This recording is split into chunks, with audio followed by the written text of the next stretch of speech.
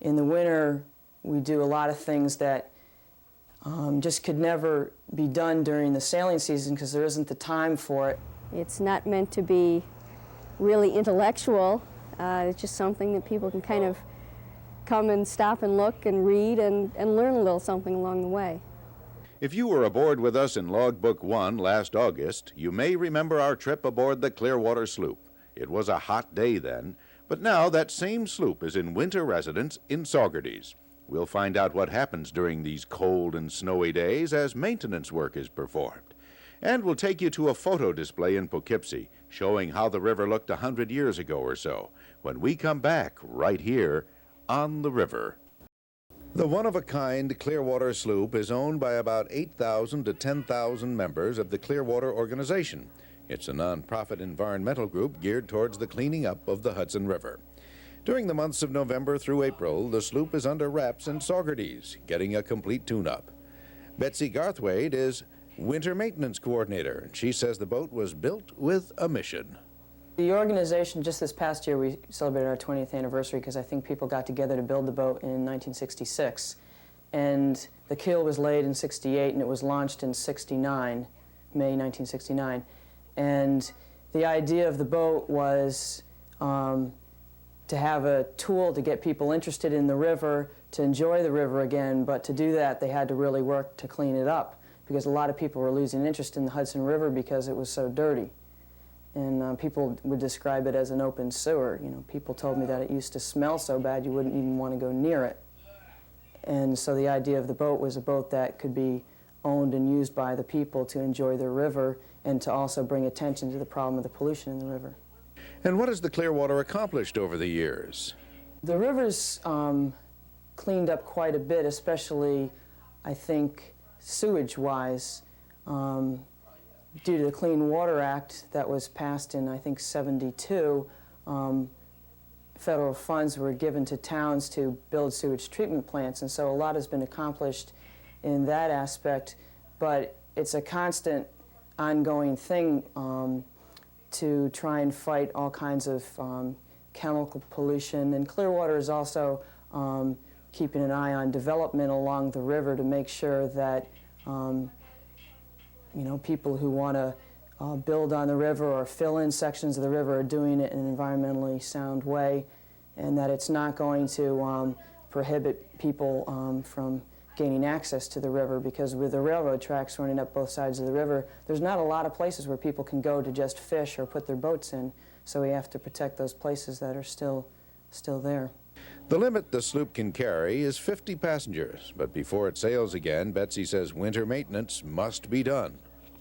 In the winter, we do a lot of things that just could never be done during the sailing season because there isn't the time for it, and things like we do a lot of painting below decks and finishing floors, and you can't be doing that stuff if people need to walk on them, which they do all the time during the sailing season. And even though we try to do as much maintenance as we can then, there's a lot of things you couldn't do. Especially having a wooden boat that sails primarily in fresh water, you always have to look after rot and make sure you keep track of that and try and prevent it from happening.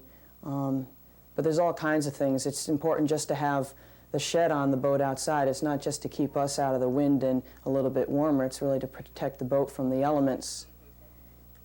So it's really important because you really have to take care of a boat. Because the boat, after it was launched in '69, 6.5 years later, it took a whole winter to rebuild the boat. They had to take it back up to Maine and have it rebuilt because so much rot had occurred, and so it's really something that you have to keep after, and you have to have a really good maintenance program, you know, to prevent things from happening. There are quite a few dedicated workers helping to spruce up the Clearwater. We have 3 full-time people who will be here all winter, including myself, and then each month we have 2 people come up for a month. We call them mates of the months, or moms, M-O-M. And that's sort of an internship position where they don't have a lot of experience with the boat, and it's a learning time for them, but it's also very useful to have the extra help. Betsy says 5 months just isn't enough time to complete all the adjustments. We pretty much started at Thanksgiving time, and we'll be working on it till about April 1st when the crew will return to re-rig the boat, you know, put the spars back on and the sails and all the running rigging, the lines, the blocks and all that stuff. And I wouldn't be surprised if we don't finish everything that's on our list, because new things always keep popping up, things you notice. You know, some of it's more important than others, and so we try to get the major things out of the way and the things that we figure would be harder for the crew to do during the season. But we're not going to have time on our hands at any point. And how is the money raised to maintain the sloop? The largest chunk of our money comes from our members, whether it's their annual dues or sometimes we ask for special donations. If a couple years ago we needed new sails, we asked the members to make donations to buy new sails. We also, and they always seem to come through for us, we also get money from different foundations and probably some corporation donation, but largely it's just from members and just other people who, you know, want to donate money to the Clearwater because they've heard about it. Betsy says anyone can volunteer to work on the Clearwater. Matter of fact, that's how she started. I started with Clearwater as a volunteer, which is a really neat program they have, and that's how a lot of people get involved with the boat. During the sailing season, anyone who is a member, and anybody can become a member, can come on the boat for a week as a volunteer, and each week the boat has 6 new volunteers. And we really relied to keep the boat running on our volunteers because they bring new energy to the boat, and we really need their help. And we also get a lot of help from members who live in the communities where we're docking. But that's how I got started, and a lot of the crew got started that way. And I came back as a mate of the month and learned a lot more about sailing then. But anyone who wants to come on as a volunteer doesn't have to know anything about sailing. You know, they learn when they're on board or learn what they need to know. The Hudson River played a major role in Betsy's decision to stay with the organization. That week I really had a good time, and you start noticing things. I think what was true of me may be true of a lot of people, that I noticed the Hudson when I crossed it driving across on a bridge. And it's a lot different, and you begin to appreciate it a lot more when you get out on it. It's a beautiful river, and it's, you know, there's not many rivers that you could compare it to in this country. It's really pretty amazing. But I also was inspired and really enjoyed the energy of the people working on board. It's a very different community. It's a great group of people that run the boat and run the organization. As for the future of the Clearwater Sloop, Betsy's very optimistic it will accomplish what it set out to do. Physically, I like to say I think the boat's in really good shape. I think we've been taking very good care of it. And it's an important thing to do. It's one of a kind. It's a type of vessel that there used to be hundreds of on the river carrying cargo in the 19th century, and this is the only boat of its kind in existence. And that's one of the things that makes it unique. As far as its mission goes, I think we've been very successful. So many people hear about Clearwater that every year we have more people asking for sails than we can give to them. And that's not doing any advertising whatsoever. The organization's at the point where they're wondering if maybe they should build a second boat just to be able to take more people out in the river, but that remains to be seen. I think the boat is really key in just raising people's awareness. And I think more and more people are hearing about it all the time. Robert Grassi, or Duke, is a Mate of the Month on the Clearwater. Robert's working on painting the fuel tank, and what he's doing right now is using a primer to hit the bare metal. And that's the main reason for painting it, is because there was some spots of bare metal that were starting to rust.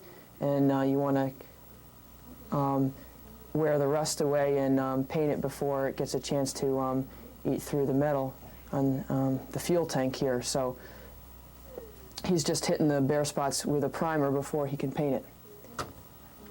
I don't think the fuel tank's been painted for maybe 3 or 4 years now, so it's something that isn't done very regularly, but you know, every so often there are things like this you have to do.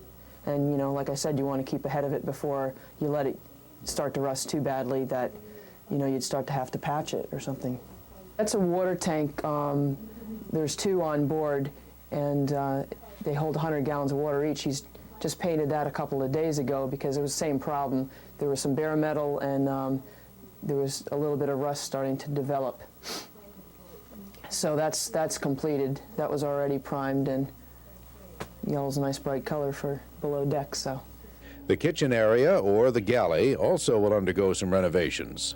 we will eventually be painting this this winter. I think that's about all the work we'll be doing in here. We've got a cook stove over here, which is heated with wood. There's an ice box behind me. We don't have a refrigerator. We use ice. We buy about 300 pounds at a time, and depending on the season, it may last 2 days or a week. We have a sink over here. We have running water, but during the wintertime, one of the things that we have to do on the boat is sort of winterize the boat, which includes covering it and putting the bubbler in the water, but also draining the water pipes so they won't freeze. So we don't have running water during the wintertime, but during the season we would. Colleen Allen is responsible for tightening up the bolts on the boat. I expect there's about 500 or 600 bolts she'll end up tightening, but they work loose because the wood works as the boat is sailing. So it's something that actually we do every winter, is go over all the bolts. Eventually, if you didn't tighten them up, you may not pop the nuts off and they might not fall out, but your boat would start to work apart, so it would start opening up in different places. The workers learn the techniques used to keep up a boat by doing it themselves. I pass on whatever knowledge I can give them. Part of my job is to make sure that they have enough knowledge or skill about what they're doing to be able to do the job, because I'm not going to ask somebody to do something that they can't do and they're going to end up ruining something. But they learn a lot as they go, and that's a lot of what the boat's about, is teaching. So jobs that we absolutely couldn't handle ourselves, we would contract out, but most of it's done by ourselves. This is the main cabin where the 11 crew members eat and sleep. Mostly pine. The floor is pine, and the decking, or the underside of the decking that you can see, which you would refer to as the ceiling in a house, is pine, and then some of the beams are oak. We are going to put some more coats of gym seal on the floor, because with all the people we have on board, it gets worn off pretty fast, and if we started to wear through it, then we'd have to sand the whole floor down to bare wood. So we're just going to sand it a little bit and put some more coats of sealer on it. Joya Blix is in the process of repairing the floor. Well, she can sand it, since she's not taking the floor down to bare wood, she can sand it pretty quickly in a couple of hours, but what takes time is for the sealer to set up so you can put another coat on. That's the most time-consuming part of it. So we can put a coat on, and then we just have to wait.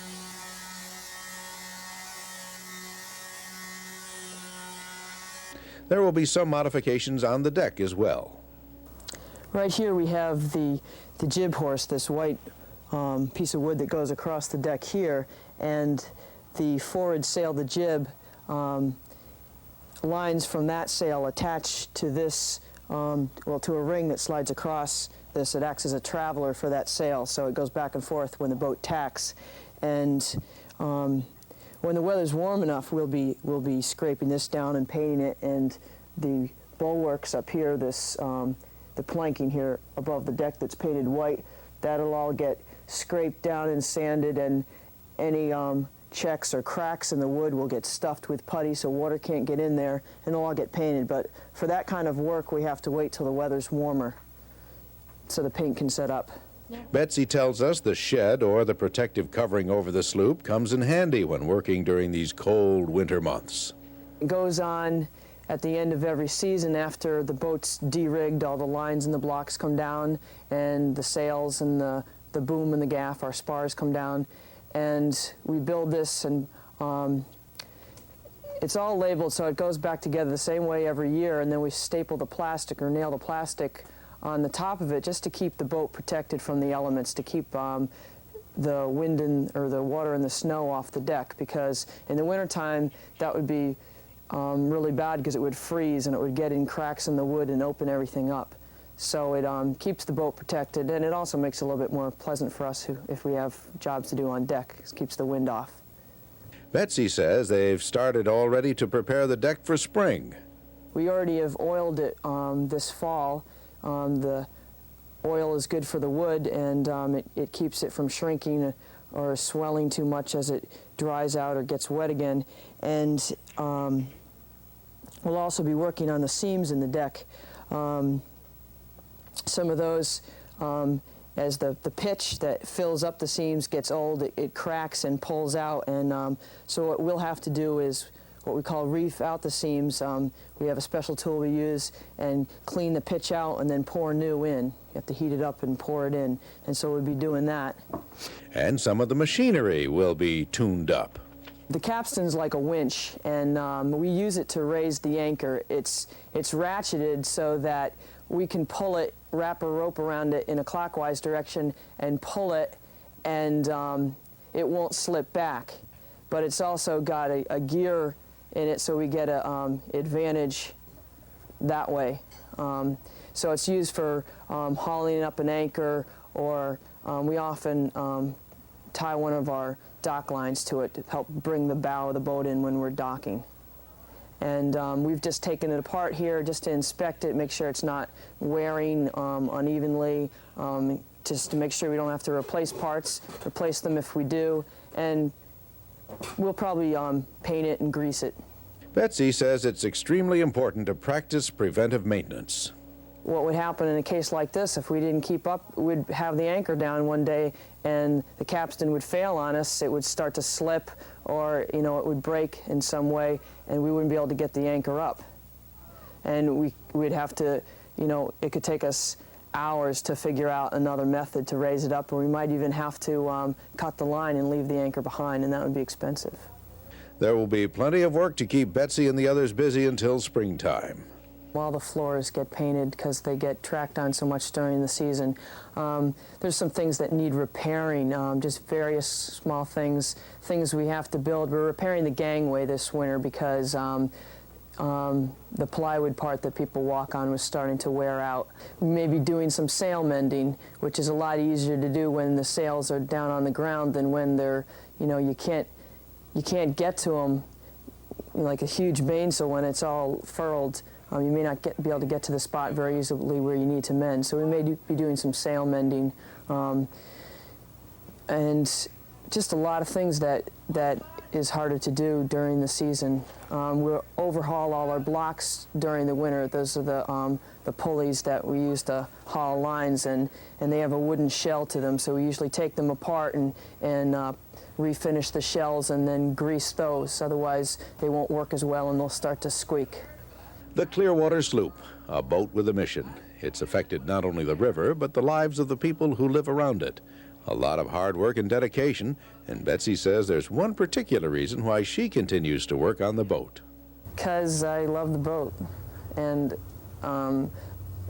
after working on it for a while, you get a sort of a personal attachment to it, and it can be fun.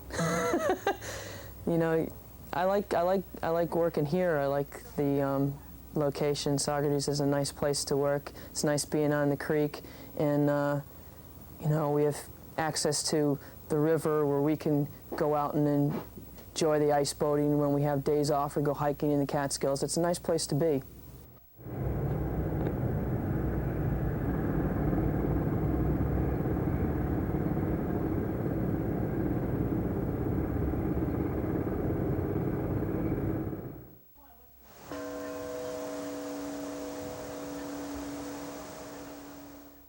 A very good land to fall in love with, and a pleasant land to see. Those were the words of an officer aboard the Half Moon, Henry Hudson's vessel, as he sailed up the Hudson River in 1609. Hudson's voyage marked the beginning of a long and continued interest in the river as a form of transportation and recreation. In Poughkeepsie, IBM Corporation is sponsoring an exhibition of photographs and prints which show the development of river travel in the Hudson Valley. Janet Nugent is the curator for the Dutchess County Historical Society. It's just kind of an introduction to the uses of the river. It's not meant to be really intellectual. It's just something that people can kind of come and stop and look and read and learn a little something along the way. This first picture dates back to the 1800s. We have the boatyard here that was operating in Poughkeepsie in the 1860s, and that picture was chosen because it shows several different types of boats as well as the railroad, so several different types of transportation going on at the same time. And then the next picture is the boatyard at the Vassar Brewery, and again it shows that things were being transported on the river as opposed to nowadays where everything's on trucks and trains. Janet says the photos came from a number of places. These photographs, for the most part, came from published books. A couple of them are pictures that we have in our collections. They were books of the Hudson River. Many are drawings. Some are done by Benson J. Lossing, who did a lot of drawings up and down the Hudson. Captions were written by the people from IBM, and then they came to me to check their accuracy. Some of the paintings were done by the Hudson Valley River School of Painters. It's a very popular place to paint, and they came up with their own school, a style.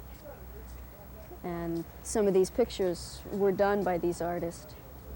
And how long did it take to put it together?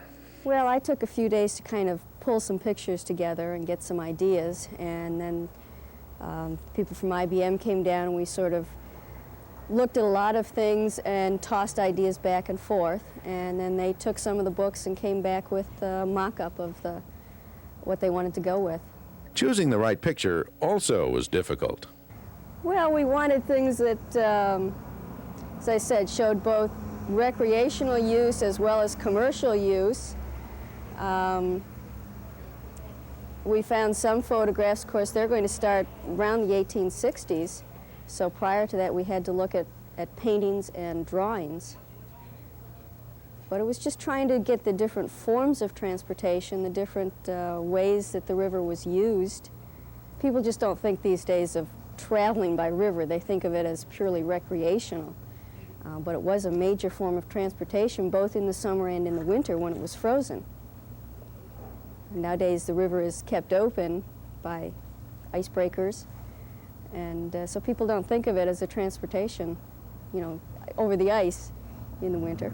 Well, this was the ferry that was used in the Newburgh Beacon area prior to the construction of the Newburgh Beacon Bridge, and it was the only means of crossing the river at that point until the bridge was built. The ferries have gone out of existence because now we have the bridges. But for a long time, they were the only means of crossing the river. We have a very early ferry down here, which took both horses and riders, and that operated south of the city of Poughkeepsie. In the 1800s, the Mary Powell also played an important role in river transportation. We have the side wheeler up there that actually went up and down the river. That went from Kingston to New York City. Had a daily run. And I think we picked that picture because it was a side wheeler. There were side wheelers, and then there was the wheel on the back. The different kinds of wheelboats. And we also have a couple means of transportation in the winter. As I said before, when the river froze enough, you could actually take your horse and sleigh out there, and of course ice skating was always popular. And ice yachting. Around the 1880s, they had an ice yachting club, and that was very popular and is something that's still done today. This first picture is a sketch, a representational sketch of the Half Moon, which was Henry Hudson's ship. Hudson was the first one to sail up the river, and the river eventually bore his name. The next picture here is, again, a sketch of the Claremont, which was the first steamboat that was tested, and it was tested here on the Hudson River. One behind me is basically a picture of sloops, and these sloops would go up and down the river, and they could each carry about 100 tons of cargo, and it was a a primary means of transporting goods by sloop up and down the river. Janet says the location for the display was chosen by IBM. IBM puts up exhibits. They have this building and they have the corner where a lot of people are. They have to wait for the bus here and everything. And it's just, they have had other exhibits here and they're planning more exhibits for the future. It's sort of a promotional thing for IBM, a public service, you might call it. They're just using the windows for a good purpose and trying to entertain and educate the public a bit. The exhibit on the corner of Newmarket and Main Streets in Poughkeepsie will be on display until May. Janet says she hopes it'll spark some public awareness about the river. We hope that people will realize that the river has a very long history and it's a very important place in history. It was very important commercially for hauling goods up and down the river, for transporting goods, also as a means of transportation for people. When roads were very bad, it was a relatively easy way to travel, and it's also had a lot of recreational traffic on it. And even today, people go out boating on the river. It's a very good sport out there. But it's also being used not so much for transportation, but for commercial purposes, for transporting things. And we just hope that people realize that the river is very important, even today. Things have changed on the river, haven't they? Pictures are fine when we have time to reflect on the past, but don't you harbor some thoughts right now of how nice it will be once again to be out there in person with a warm breeze at your back and a cool quaff in hand and clear sailing ahead? Oh well, winter comes and goes, doesn't it? Thanks for coming aboard this time. We'll be back again next week, same time, same place, right here on the river.